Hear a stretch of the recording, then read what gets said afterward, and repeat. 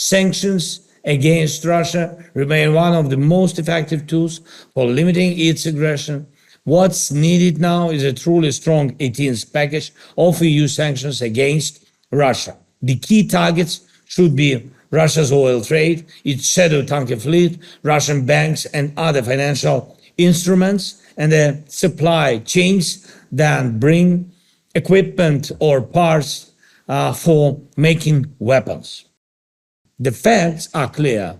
For Russia's appetite for war to shrink, its oil revenues must shrink. So please support further steps to lower the price cap on Russian oil. And a cap of $45 could help move toward peace, of course, but for real, lasting peace, and we shared it yesterday, and with all the partners, Europe partners, United States partners, a cap of $30 per barrel is needed to block Russia's ability to fund its aggression. U.S. President Donald Trump has agreed to impose sanctions on Russia. Trump is fed up with Vladimir Putin. Meanwhile, U.S. intel suggests strikes on Iran did not destroy nuclear sites. When did Trump agree to impose sanctions on Russia, and what is the current assessment of the U.S. strikes on Iran? Republican Senator Lindsey Graham said that Trump supported the sanctions bill.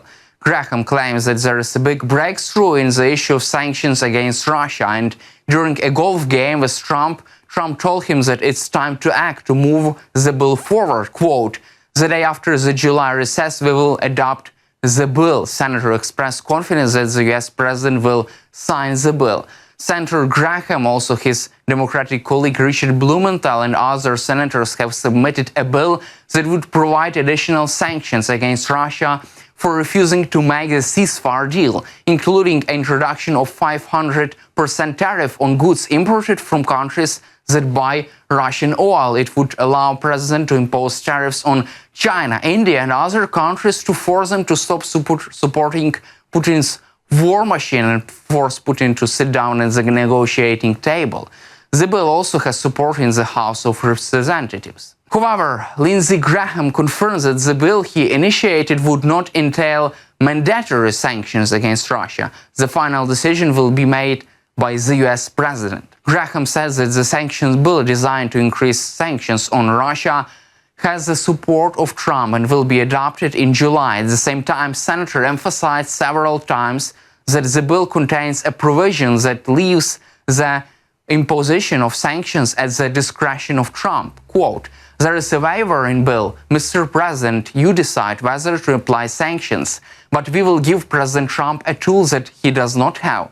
He added that it will depend on the U.S. president how to apply sanctions in the future, but Trump's team is trying to force Putin to sit down at the negotiating table. In early June, the Wall Street Journal reported that demand to leave the final decision on the sanctions with Trump came from the White House. Meanwhile, French President Emmanuel Macron is saying that he still believes Washington could back stronger sanctions against Russia. Macron said he had discussed further sanctions against Russia with Trump, and American president had reassured him that Washington was ready to take actions. Quote, "He answered quite positively, this is very good news for me." Also, the European Commission wants G7 countries to agree to cut the price cap on Russian oil, a key sanction targeting President Putin's war machine from $45 to $60 per barrel. Quote, "If in the coming weeks the Europeans and Americans jointly impose these sanctions, the situation will truly be transformed because the ability of the Russian economy to resist will really be called into question." Also, U.S. President Donald Trump reportedly describes the situation in Ukraine as totally out of control and says he will speak to Putin without providing any kind of details during NATO summit, according to Bloomberg. Meanwhile, NATO has just surrendered Ukraine, according to the Telegraph columnist. Donald Trump secured a diplomatic triumph as his advocacy for increased European defense spending transformed into reality. The final summit communique in Hague proclaimed NATO's commitment to devote 5% of its budget to defense, reaffirming its support for Article 5 collective defense. This success should have enhanced Europe's confidence against the Russian threat. However, NATO summit left the alliance's eastern flank in a state of deep concern. Trump's provocative remarks regarding the Article 5 caused doubt on whether NATO would rise to confront Russia's escalating array of hybrid threats. The feeling of betrayal in Ukraine is rising as NATO summit reluctance to condemn Russia's full-scale invasion and marginalization of President Zelensky underscores the alliance's growing fatigue with Ukraine, while NATO Secretary General Mark Rutte says that familiar promise of Ukraine's irreversible path towards membership is still in action. His words rank increasingly hollow. The summit's attitude toward Ukraine concerned reflect a dangerous trend. At the same time, Russia's summer offensive in Ukraine is faltering just weeks after it began, despite a record number of attacks across front lines, according to the analysis done by The Telegraph. Russia's offensive is now faltering. In summer, Russian forces have stalled after re-entering in January and making little progress. Ukraine has managed to reclaim some territory and slow Russian advances, largely due to Russian deploying poorly trained soldiers. At the same time, Putin announced plans to reduce military spending after warnings about recession. He stated that defense spending would be cut over the next 3 years during an economic summit in Minsk. In response to NATO's plans to increase defense spending, he criticized their defense habits. Despite 4.3% growing, Russia faces high inflation, with interest rate maintained at 20%. This inflation is driven by Western sanctions and Putin's war against Ukraine. Also, there are labor shortages. Moscow Higher School of Economics reported a shortage of 2.6 million employees. The Kremlin is offering high wages and bonuses to attract soldiers, but private industry are struggling with lower demand and high debt. Banking officials have warned of a potential crisis as more businesses fall behind on loan payments. Additionally, war veterans poses a future threatening cost to Putin's regime, with half of the 140,000 soldiers returning to home. Meanwhile, the United States has intercepted communication among senior Iranian officials that suggests and shed a new light on the recent U.S. strikes on Iranian nuclear program. According to full Washington Post sources, this communication reveals that Iranian leaders were taken aback by strikes directed by President Trump, finding them less destructive than expected. The intercepted discussions show Iranian officials are surprised about the minimal impact of attacks. This stands in stark contrast to Trump's statements about completely obliterated Iranian nuclear program. Analysts across the board, however, agree that the US unleashed significant firepower on Iranian nuclear program using bunker-buster bombs and Tomahawk cruise missiles that damage key nuclear facilities in Fordo, Natanz, and Isfahan.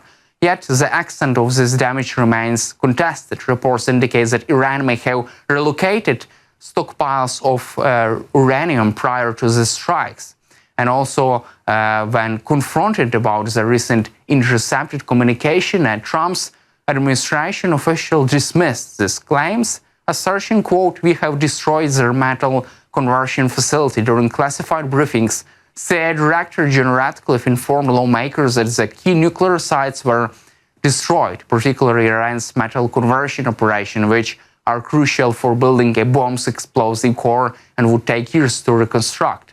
Trump has expressed his frustration with media coverage diverging from claims regarding the bombing mission, which have led to a ceasefire between Iran and Israel after 12 days of direct war. At the same time, US President Trump celebrated recent Supreme Court ruling as a monumental victory, which curtails the power of individual judges to issue nationwide injunctions that have obstructed his agenda. Trump hails the divided Supreme Court's decision on Friday, which determines that judges do not possess the authority to impose nationwide injunctions. However, the ruling left uncertain the fate of Trump's changes to birthright citizenship. This landmark ruling is viewed as a decisive win for the Republican president and the Republican Party, who has frequently voiced his frustration over individual judges creating obstacles to his agenda. Well, this was a big one, wasn't it? This was a big decision. An amazing decision, one that we're very happy about.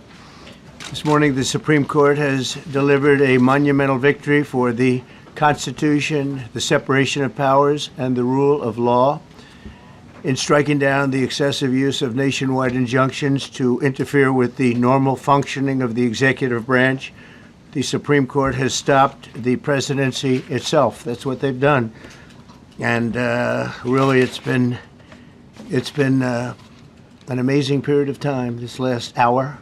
There are people elated all over the country. I've seen such happiness and spirit. Sometimes you don't see that, but this case is very important. I was elected on a historic mandate, but in recent months we've seen a handful of radical left judges effectively try to overrule the rightful powers of the president to stop the American people from getting the policies that they voted for in record numbers.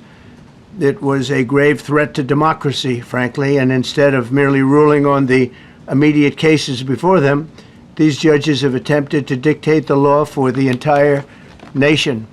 In practice, this meant that if any one of the nearly 700 federal judges disagreed with the policy of a duly elected president of the United States, he or she could block that policy from going into effect or at least delay it for many years, tie it up in the court system. This was a colossal abuse of power which never occurred in American history prior to recent decades, and we've been hit with more nationwide injunctions than were issued in the entire 20th century together. Think of it, more than the entire 20th century, me. I'm grateful to the Supreme Court for stepping in and solving this very, very big and complex problem, and they've made it very simple. I want to thank Justice Barrett, who wrote the opinion brilliantly, as well as Chief Justice Roberts, and Justices Alito, Gorsuch, Kavanaugh, and Thomas. Great people. That's all for today. Subscribe to our YouTube channel and glory to Ukraine.